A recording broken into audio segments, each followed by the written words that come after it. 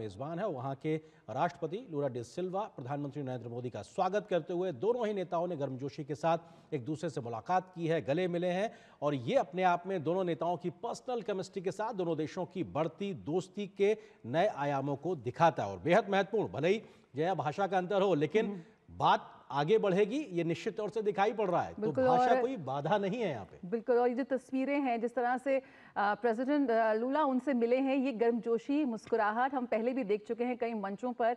यकीनन प्रधानमंत्री मोदी का जो कनेक्ट है, जो उनका व्यक्तित्व है, जिस तरह का विजन उनका है, दुनिया के तमाम शीर्ष नेता उनसे एकदम सहृदय जुड़ते हुए नजर आते हैं और यही वो दोस्ती है, यही वो केमिस्ट्री है जो दोनों देशों के रिश्तों को, संबंधों को नए आयाम देती है, इसे और मजबूती प्रदान करती है। और ब्रिक्स के पीछे आप देख सकते हैं कि उगता हुआ सूरज की एक तस्वीर दिखाई पड़ रही है।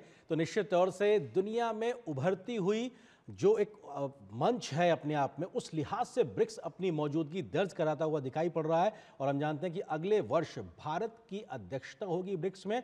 मौजूदा वर्ष में ब्राजील की अध्यक्षता में ब्रिक्स शिखर सम्मेलन, 17वां शिखर सम्मेलन वहां की राजधानी रियो में हो रहा है और प्रधानमंत्री नरेंद्र मोदी पहुंचे हैं और अब से कुछ देर बाद जो तमाम सेशंस की शुरुआत होगी, जो सत्र होंगे जिनमें विश्व शांति से लेकर कैसे जो वैश्विक पूरी व्यवस्थाएं हैं उनमें सहजता के साथ आगे बढ़ा जाए, वैश्विक समस्याओं में समाधान के साथ कैसे रास्ते खोजे जाएं, उसकी ओर बात होती नजर आएगी। तो निश्चित तौर से बेहद महत्वपूर्ण पल जब सत्र में ब्रिक्स शिखर सम्मेलन में प्रधानमंत्री नरेंद्र मोदी की मौजूदगी हो रही है। बिल्कुल, और इस बार का एजेंडा बेहद व्यापक और दूरदर्शी है। वैश्विक शासन में सुधार की बात करें या फिर एआई का जिम्मेदारी से उपयोग की बात करें, जलवायु, स्वास्थ्य, ब्रिक्स मुद्रा, टैरिफ्स, बहुत से ऐसे मुद्दे हैं जो इस बार ब्रिक्स सम्मेलन में छाए रहने की उनकी उम्मीद है।